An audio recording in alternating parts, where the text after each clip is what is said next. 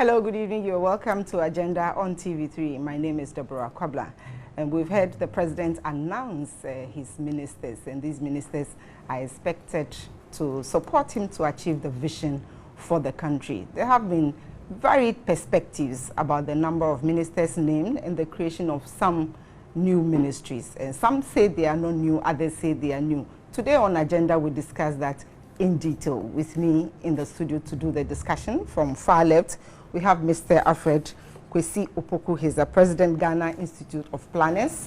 In the middle, we have Dr. Kaminta Bezie. He's Executive Chairman, Ghana Enterprises Commission. On my immediate left, we have Dr. Geisika Agambila. He's Public Finance and Policy Analyst. Welcome to Agenda, gentlemen. Thank you very much. And we say hello to your devoted listeners and viewers. Yes. Yes. Doug, we start with you because you're sitting right by me. All right. What's your impression about the appointees and the appointments so far by the president? Well, I think that no one doubts the caliber of the people who have been appointed. They're all experienced people, able, and so we have to recognize that we have an executive president, and the Constitution says that the president is allowed to appoint as many ministers as he wishes so that he can discharge efficiently his responsibilities. His responsibility is to manage our nation in a way that makes us happy, right? We all want jobs, we want food, school, education, all the human needs, right? His job is to do that. So I don't think we should quibble about how he does the work. When you hire somebody to work for you, don't quibble about the tools that the person is using. So I think that all this discussion that there are too many is not necessary. I don't know that that's where we should direct the discussion. Because we ultimately will judge the president by his economic performance. Look, the president has promised to keep a lean or protect the public purse. Yes. And some have seen appointment of ministers as increasing the budget in terms of expenditure. And so isn't that a fair argument that the number of ministers you appoint determines how much you spend in running these ministries or these ministers, irrespective of whether they work in the presidency? Debbie, I think that may be rushing to conclusions. Because you see, there are categories of people who work for the president, and they're not ministers. And yet they are given emoluments equivalent to ministers. For instance, the presidential staffers, they are all like ministers. Some of them are designated as deputy ministers, some are designated as ministers, and they get the same emoluments as ministers. So before we can conclude that the ministers are too many and therefore it's not a lean government, we need to look at the previous presidents and the number of presidential staffers that they had and compare that with what Nana Akufo-Addo is going to have. And I think it's too early to conclude that the executive under Nana Akufo-Addo is going to be more expensive than the executive under Mahama or under Mills or under Rawlings. It's too early to conclude that. But as I was saying, we need to judge the president by how he performs in terms of what is important to us. What is important is for our economy to develop, for our economy to grow. And you will see that though Rawlings 1 and 2 had 19 and 24 ministers and Kufuor 1 and 2 had 31, the fact is that the economy did better under Kufuor than with all the others. The GDP growth rate was higher. So in fact, if I were experienced, the number of ministers to the economic growth. If I were experienced statistician, I'll say there is a positive correlation between number of ministers and GDP growth. But of course, I'm not going to conclude that. But I'm saying that the number of ministers has nothing to do with how well the economy performs. And that's how we should judge the president, how well the economy performs, not how many ministers he has. And even if you're going to argue on ministers, look at the total cost of the staffing of the executive, right? Include presidential staffers, because they're treated as ministers. Doug, we have Professor Henry Kwesi Prempeh, for instance, say that the president's decision or the decision of any president to appoint so many ministers is orchestrated by cultural and constitutional factors. For instance, the Constitution says majority of the ministers should come from Parliament, and so that puts pressure on the president to bring parliamentarians in and then add up from outside, and so then we keep getting higher numbers. Do you share his perspective? Thank you, Debbie. Before I go there, I'd like to take this opportunity to commend His Excellency the President for the speed with which he has finished appointing his cabinet ministers. To quote Akufo-Addo, he says it took his carpenter 1 month to do his cabinet. But in this case, within less than 1 week, we have a cabinet in place. So that's commendable. When it comes to the various number of ministers and the debate around the numbers, I did an article sometime last year arguing that we could have even as less as 14 cabinet ministerial positions. And against the backdrop of our constitution, which says that we should have a minimum of 10, a maximum of 19, i.e. ministerial cabinet positions. Now, there is a distinction between cabinet and non-cabinet ministerial positions. I looked at various options. I talked about areas where we could split, and one of them was the Ministry of Water Resources, Works and Housing, which has been quite unwieldy. So looking at it, currently His Excellency has split that ministry. Now we have Ministry of Works and Housing, and we have Water and Sanitation. And I commend that. The reason being that sanitation is one of the serious issues in this country. Statistics say that there is 14% coverage, and that is scandalous. And the fact that he's... Specifically, which coverage? Because when it comes to sanitation, we have... nationwide. Sewage, then the collection of waste. No.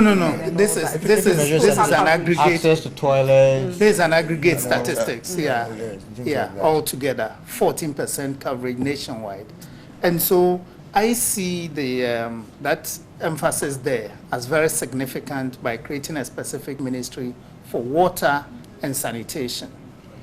I also argued that, for example, the Ministry of Railway that has been carved out is not necessary, because I argued that even transport and roads should be merged as one ministry.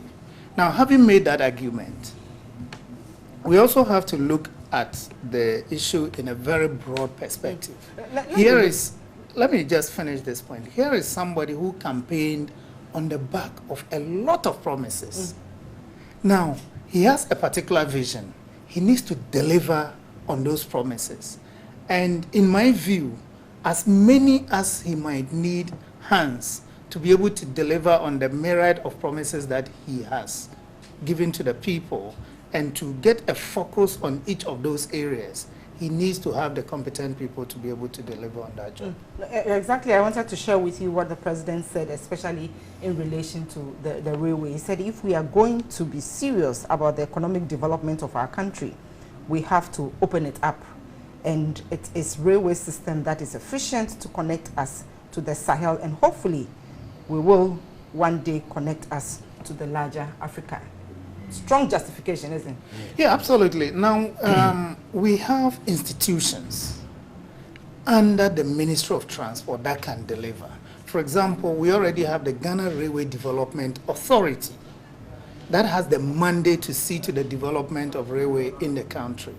Now, the question is, should it be a ministerial level mandate to deliver, or we can strengthen that particular authority under the Ministry of Transport to deliver?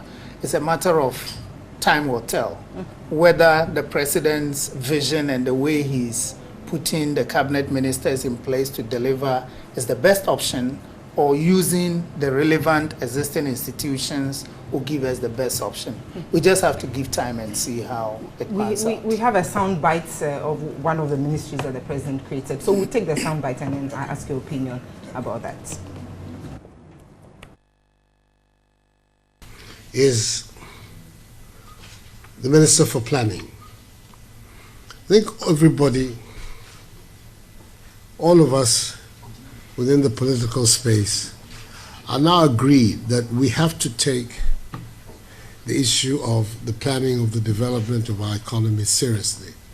And that is why a lot of support has been given to the National Development Planning Commission, which has come out, as you know, with a 40-year program for national development and set out in broad terms what the targets are.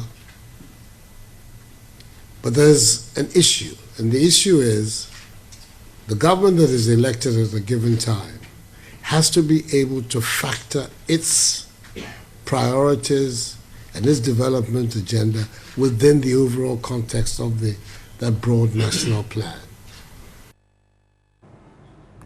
What are your views about the president's comment on this particular ministry or ministerial the NDPC thing specifically? And how it connects with NDPC? Yeah, you're asking the Pope to explain why we give communion in the church. It's still good to hear the Pope. Well, I'm speaking as the president of Ghana Institute of Planners, and we advocated for a long-term plan. We didn't talk about 40, but a long-term plan. Is 40 long enough? It could have been more, but it could also be less, depending on how serious you are with that. So we saw, from the planning point of view, as planners, realize that we are planning without, at 4 years, we call it mid-term planning, medium-term planning. It was not dovetailing into anything.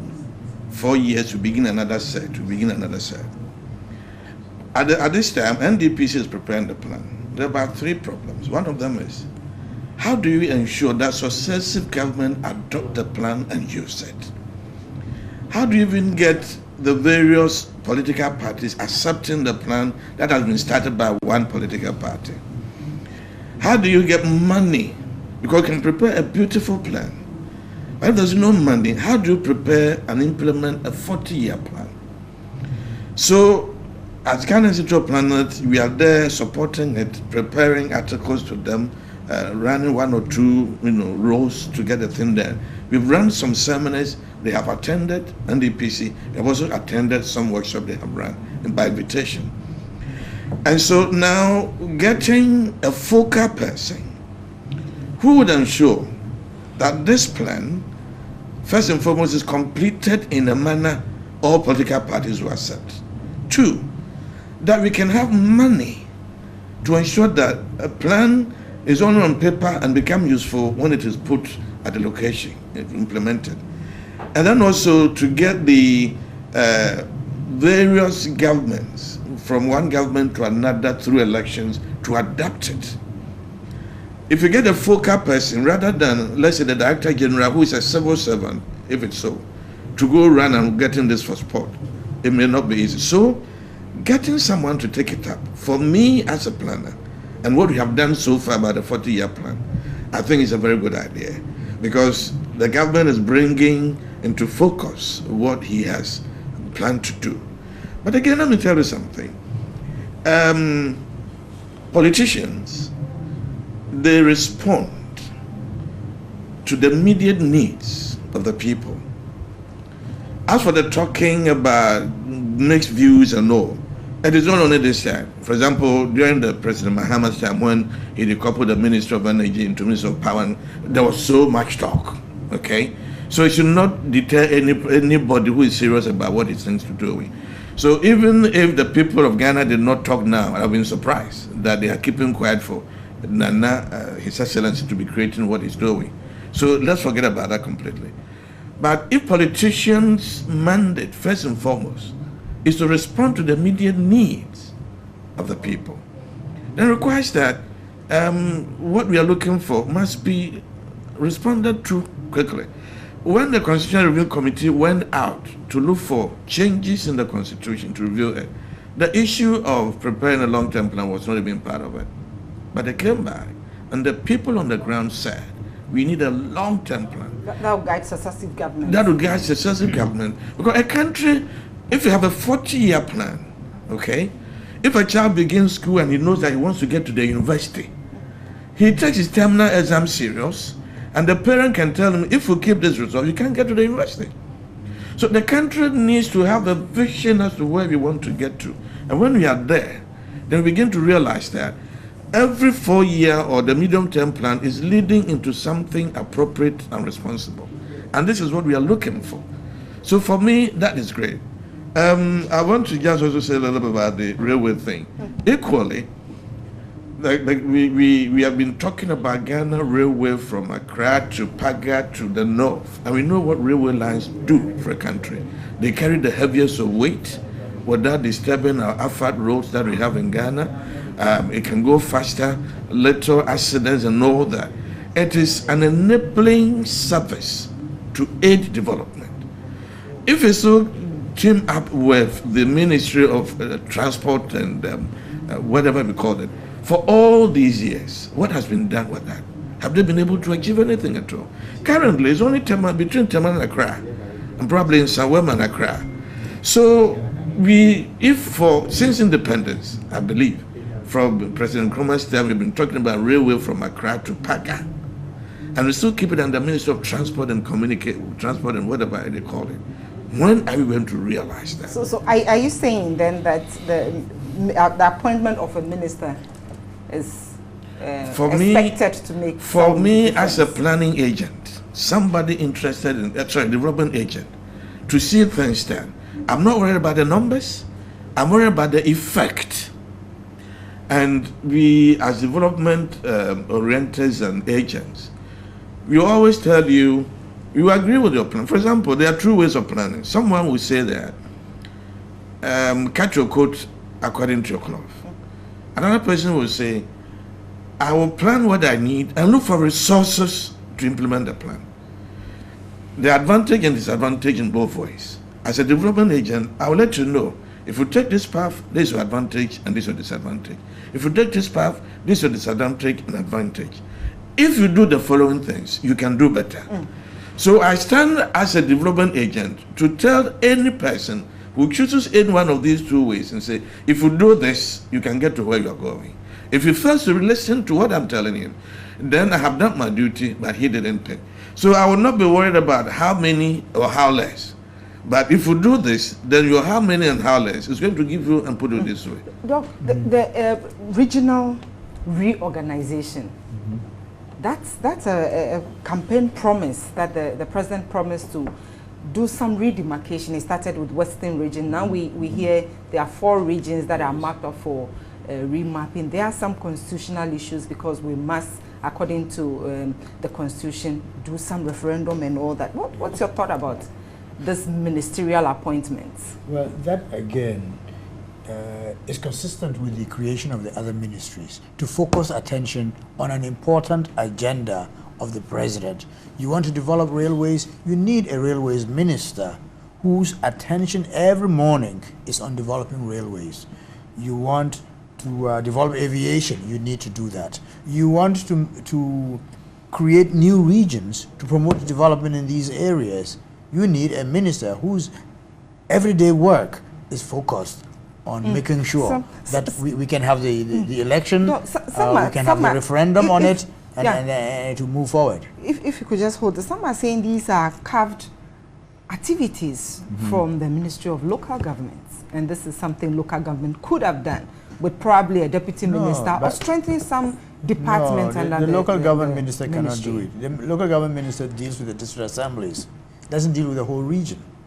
You see, this responsibility that has been given to Honorable Dan Bochwe is to lead the process of consulting with the citizens of the regions where these divisions would take place and preparing the people of these regions for the referendum, because there has to be a referendum, a certain voter turnout, and a certain vote of yes, for the carving of these regions. And carving these regions is going to accelerate their development.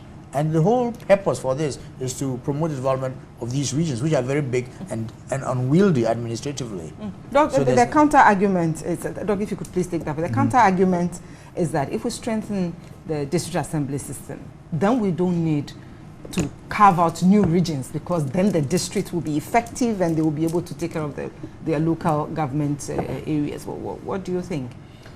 Well, the district assemblies being strengthened to take advantage of it is a valid one. But here is a campaign promise that said we want to divide the regions. Now, the people have to decide whether they really want a division.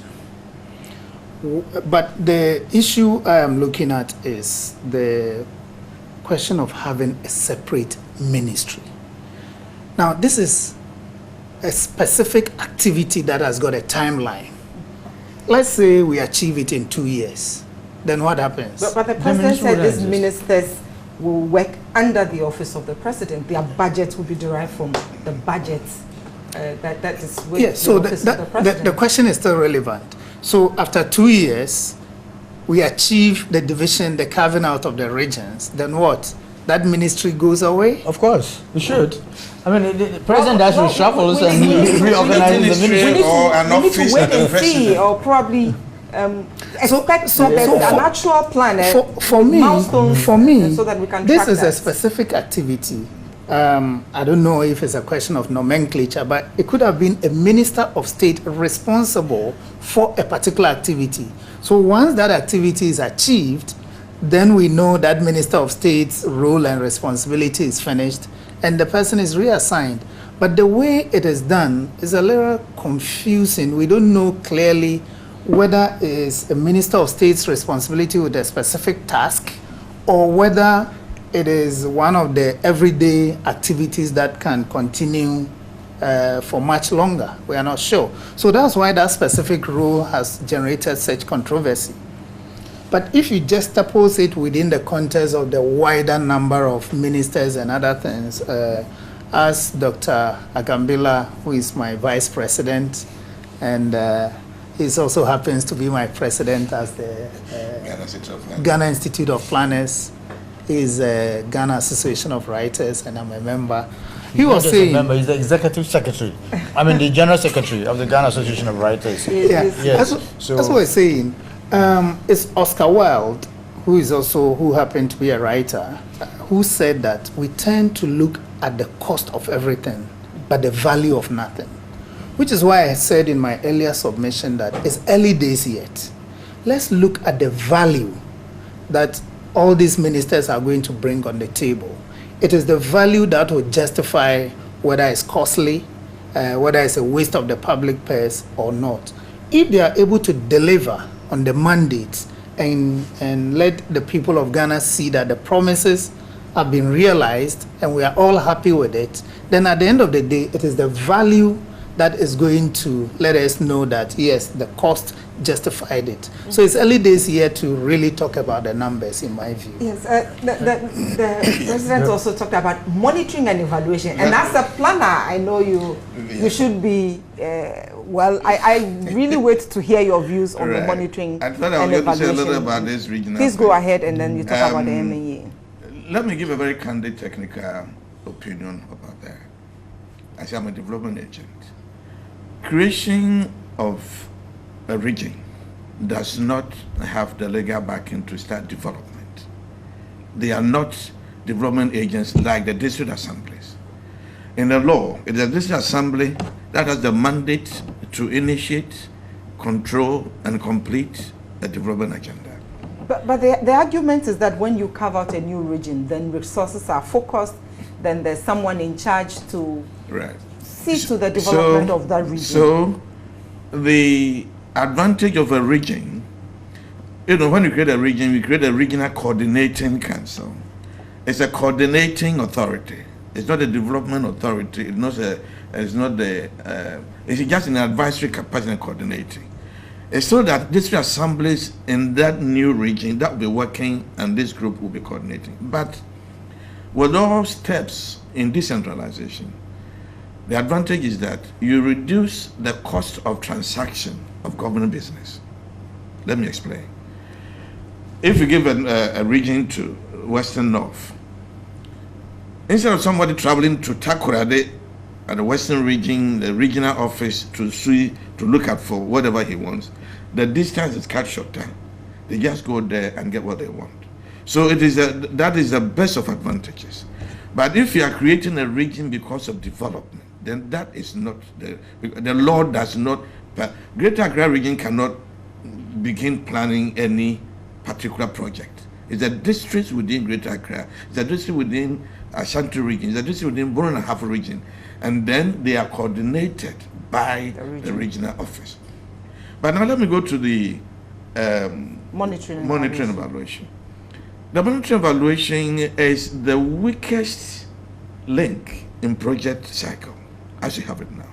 If anybody prepares a project cycle, project identification, the planning, the whatever implementation, and then there's a corner there, monitoring evaluation, from there go back to project identification. And we realize that every ministry, every agency or something, they already have the M&E system there. But how are they performing? How are they monitored? If we're reading literature in recent times about African country that is growing fast, one of them is Rwanda. And in Rwanda, I'm told that the office of the prime minister, there's what they call a dashboard. Every Monday, every ministry must report what he has done.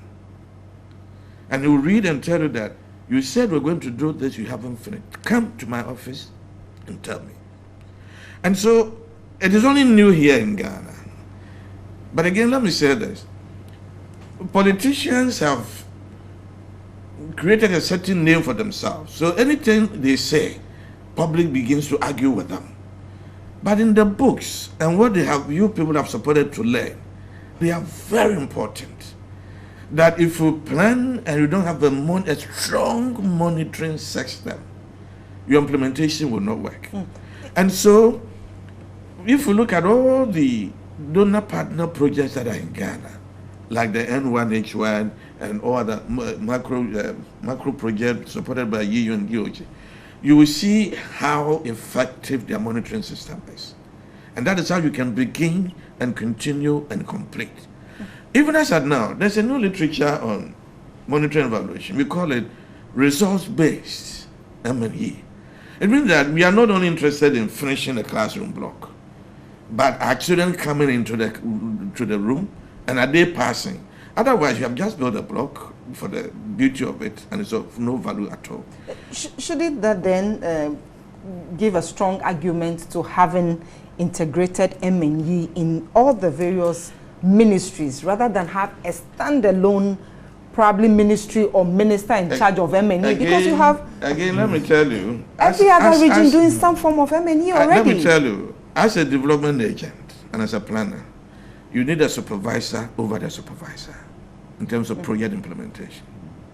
I remember other President Rawlings or President Mahama, they went to a completed project to commission, and he got there and said, no, I will not commission this project. Let somebody remind me, one of the two presidents. They did that. Where were the M&E people in that particular ministry? They are there. But so far, what have they done? Now, if this government wants to create railway, it wants to create special ministry for all this and SADA and all the things that he's talking about, and there's not one man following them, that the money we gave you and the target you're supposed to reach within 3 months, they are just sitting down. At the end of 4 years, nothing would have been done. Yeah. So in your view, this is just one yes. man, but he's also a minister in the office of the president. He can walk to the president's office and say, listen, this project, this is where we've reached, and ask the minister to come and report on it. One of the weaknesses in our whole development program is the fact that we don't implement things. We have a lot of ideas in Ghana, but we never implement. And so the M&E minister is going to make sure that we implement a lot of these programs. With regard to NDPC, one of the important things that needs to be done, having the minister is very good, and it brings planning into the office of the president, links the office of the president with development planning, and make sure that NDPC has developed an infrastructure plan, long-term infrastructure plan. This infrastructure plan should inform budgeting, so the various ministries don't come out with their own infrastructure projects that are not part of a prioritized system of infrastructure development. And having this minister will make sure that happens. Yeah, Doug, you want to share some view on the M&E? Yeah, for me, when I heard a minister in charge, I thought that was one of the best things that has happened. And the reason is simply this. His Excellency, the late Professor Evans Atta Mills, put Tony Edu to do exactly that. But Tony Edu couldn't do it, and he shared his frustration with a lot of Ghanaians because he didn't have that authority as a minister to do it. When His Excellency John Dramani came into office, he maintained that office and there was somebody in charge, but it wasn't effective. And you've just been told that one of the presidents went to commission a project only to find out that it hadn't been done. And monitoring and evaluation is very, very important. And I'm happy that a ministerial level appointment has been made to ensure that this is done, because all the MNEs in the various MDAs will then have to report directly to this single minister. And you have the authority to go anywhere and say, I need this information, I needed this information. And because he's a minister, you cannot say no. And so it's very, very important that we have that caliber of person. And the individual that has been put there also has the capacity and the ability to drive that portfolio. Yeah, Debbie, if you allow me. Let me just finish. You mentioned NDPC, and I'm very much interested because I did planning in tech. And fortunately, it was at the time I was a student there that Professor Tamaklo was given the task to develop the structures that led to the establishment of NDPC. And one of the things that was said was that there should be a direct link between the president and NDPC. And that link, without it, you cannot achieve anything. And so having a minister who has a direct link with NDPC to drive the planning aspect is also another very good thing in my opinion. Yeah, I just wanted to ask him, you know, his region, Upper West, was carved out of what you used to call the Upper Region. I'm from Upper East, he's from Upper West.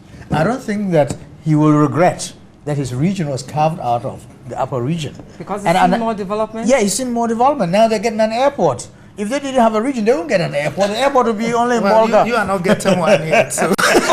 We're discussing the president's nomination, and especially the nominees for the 6 new ministries that have been created.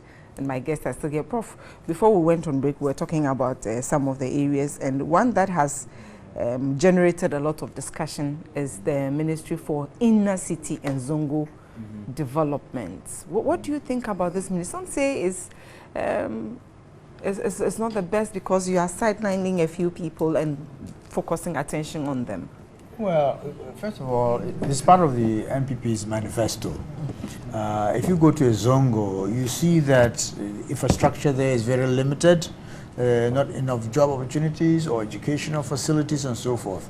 And so they're marginalized. Just as we see that there is a need for rural development, right? Local government is what? Local government, rural development, right? We have a local, rural enterprises organization and so on and so forth. So there is a need to focus attention on those who are in the urban areas and are particularly disadvantaged. Those locations, you know, road network is bad, street lights are bad or absent, you know, all of these things need to be addressed. And to have a minister who wakes up every morning and says, my job is to promote the development of the Zongos, education, yes, and the inner cities. Because they are also Ghanaians, and yet they seem to be neglected. And so the focus on inner city, on the Zongos, is to make sure that development takes place. What do you think about this ministry? Right. Or this appointment of a minister? There are two sides to it. A few of them many people do not know. From the Zongos and the inner cities, about 80% of the popular wache spots in Accra and Tema, the food is prepared either from a shaman or population. How do they call it? They call the wrong name, Sodom and Gomorrah. Yes. So if the food we buy from the market already prepared is coming from there, why do we forget them and close our eyes as if they don't exist? Number 2, when you talk of 25 million people in Ghana, they are not excluded. They are part of it, just that for some strange reason they find themselves where they are. But the third thing which many people do not know, except those of us again that are in everyday development issues, already a lot of things are going on there. I can tell you that in Gamashi, which is not Zongo but an inner city enclave, AMA is already managing a fund, community development fund, to ensure that Gamashi is brought up to a limit where it can be found to be good. It's right at the heart of the city center. In inner city. If you go to Ashaman and Tema, TMA, and then Ashaman Municipal Assembly, also managing community fund. And there's an NGO, as a CSO, People's Dialogue, headed by a young man called Farouk Brahma in Accra here. He's a consultant to these groups and is handling about 40 countries. There's an international association. And the local one, and most of them, are being funded by Cities Alliance, who has an office in Ghana here, handled by GIZ. They are supporting already these inner cities and the Zongos and all such people to leave us, as it were, human beings. Apart from the president having promised this in the manifesto, the time is overdue that somebody took it up and so that there are people. Otherwise, can you think about an investor coming to Ghana and here there's a place called so and wicked people stay there? The image of the country comes down. And nobody will want to invest in an area where his life is not safe. So it's an injustice to keep them where they are and count them as people of the country and run yourself down. So what the president have done is to bring up what people are doing underground already, so that they'll become like all of us and we share the little resources that are there. For me, like all of them. But let me conclude by saying that the important thing is not creating these ministers of state. They must live by their name. I said the supervisor over the supervisor. The president is the final supervisor over these supervisors and these supervisors. If he's able to ensure that they do what he has asked them to do, then the appointments are in the right direction. Whatever anybody would say, he should put it aside and concentrate on what he's doing. As planners, we are there for every government. We will give them any support, any advice that it requires of us, and it will be done for them. I agree with the new appointment. For the inner city. Again, I said we should look at the value and not the cost. Now, if you look at a country like South Africa, they came up with a number of ministries, one of them being social development. And you can understand why there will be a ministry for social development because of the history of apartheid. They've come out of it. There are a lot of social issues around the African population. And so they thought there was the need to focus on social development. So they created a ministry for that. Now, another interesting thing is that they've created a ministry in South Africa specifically for what is it called? Small business development. Again, the Africans in South Africa were left out of the economic development. So they have come, they realized that we need to get our people to get involved in businesses. Let's start them with small businesses. So if we have identified an area of need in terms of inner city regeneration, redevelopment, the Zongo communities, and in fact, well, the word Zongo was used maybe for strategic purposes. But if you look at Zongos, they are almost always inner cities. They are in the inner cities. So inner city redevelopment would have been fine. But just so that the people know that they are part of the focus, Zongo was added, I think, for emphasis. So you would have preferred inner city without the Zongos? That would have been my preference. Well, sorry. Yes, please. At the international level, we call it slum upgrading. All over the world, slum upgrading. But we are dealing with a local situation. And if you say slum, how many people understand slum? So Zongo is one of a slum. Inner city is another slum. And we are very familiar with the word. We are very familiar with it in order to catch it up because a political slogan, and that is all. Otherwise, slum upgrading is what we call it all over the world. And it's not only in Ghana that we have slums that we are working with, and many other places. The appointment of the minister, Honorable Ajia Alima Mahama, is one that a number of people have applauded because one, she's a woman and she's been a minister before. She's a very wonderful lady, as some people have said. She started as a deputy minister to Bauru in local government. Yes, and the president said in by 2008, we should expect some competitive politics at the district. 2018, we should expect some competitive politics at the district level. What's your understanding of that statement? Well, I think the president has made a promise that we will elect our MMDCEs. But to do that, you need to amend the constitution. Exactly. Yes. And parts of that constitution are entrenched. To amend the entrenched portions of the constitution, you need a referendum in which 40% of the electorate will turn out, and 40% of those who vote, 70% of the 40 who vote will vote yes. So you need a referendum to do that. And to do that, we have to do the referendum maybe together with the local level elections, unless you want to do it as a separate election. But it's expensive to do a separate election. But you need the referendum first before you can elect your MMDCEs. So I mean that's the hurdle that must be overcome for us to elect them. But I think that it is a good thing. There has been a popular demand that MMDCEs should be elected. But I hope that when it is done, it will still be on a non-partisan basis, because partisan politics at the top has not been particularly desirable. I mean, it has advantages and disadvantages, but it has led to polarization of our population. And I don't know that we want to drive this polarization to the local level. But I think that we should have election, we should elect our MMDCEs, but on a non-partisan basis. And I think that it is a good step. Now we do, all our elections into public office is on partisan basis. How can we, what do we need to do to make sure that we can elect MMDs in a non-partisan manner? That assemblymen right now are elected on a non-partisan basis. You don't have to wear your party colors to be an assemblyman, and I think that that's desirable. If you talk to a lot of people who are assemblymen, they are very happy that they don't have to wear any party's colors. Is that something we must do in the constitutional amendment that helps yes, the us constitutional to do amendment would say that. The constitutional amendment would say that we would elect, but on a non-partisan basis, just as assemblymen now are elected on a non-partisan basis. Yes.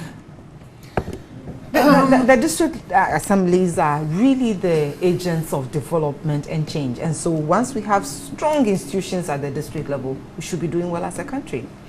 Yes, we should. And I think that if we are going to elect them, and we are going to have what we call chief executives, they must live by the name chief executives, which means that they must have some level of qualification, some level of training up to some point, so they can work as chief executives, as businessmen.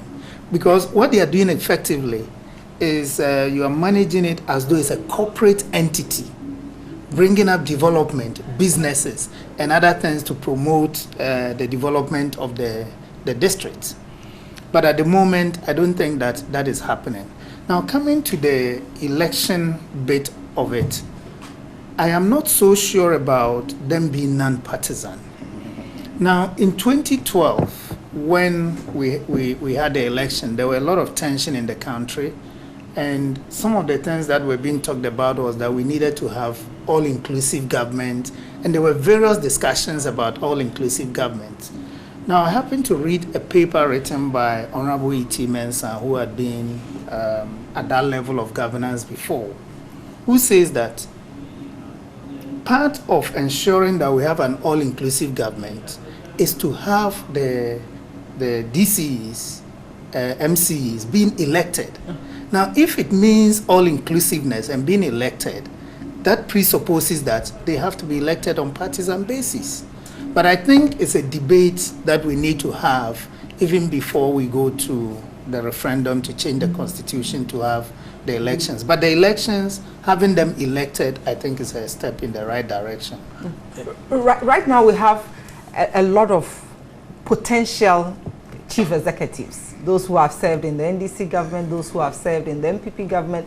And if there's an opening for an election, they are the ones who are going to stand up and give us account of what they have done before to be re-elected. Is it really possible to do it non-partisan?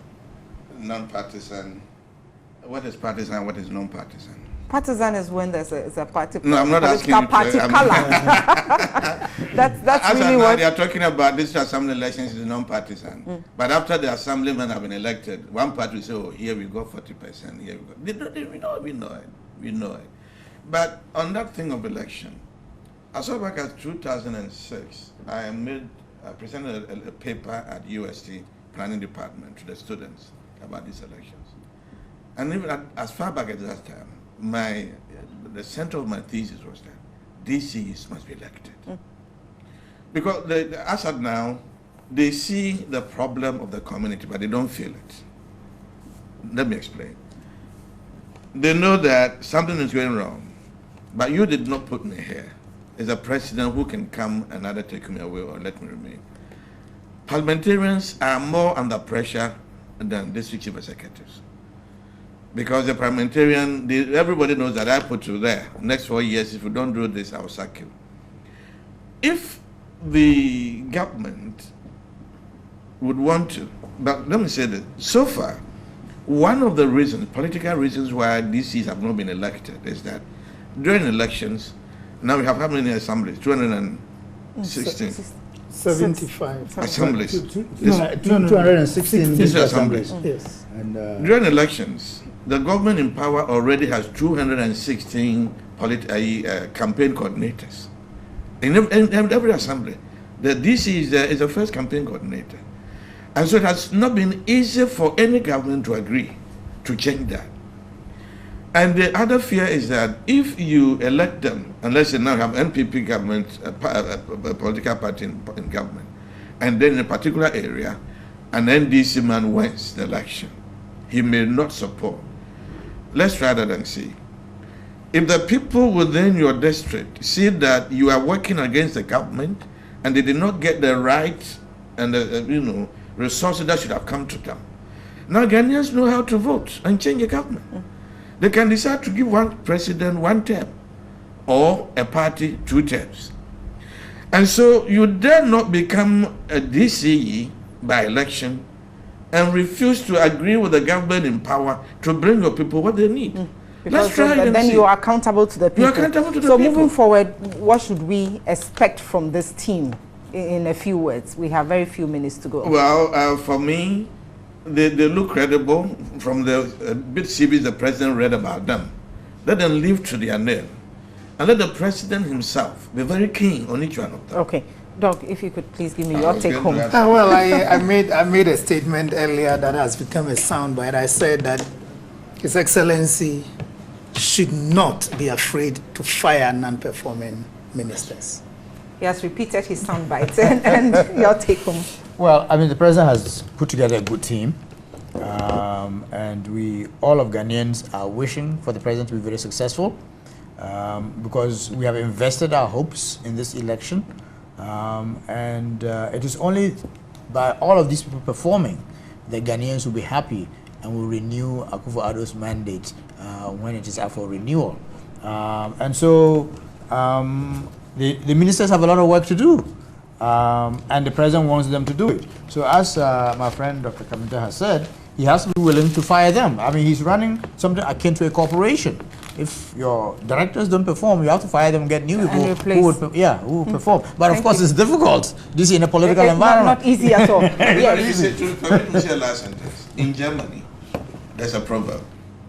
Trust is good, but control is better. I'm saying this to Nana Akufo-Addo. Okay, that's a message for the president. Thank you very much. My guests have been Dr. Kaminta Bezie, and then we have Dr.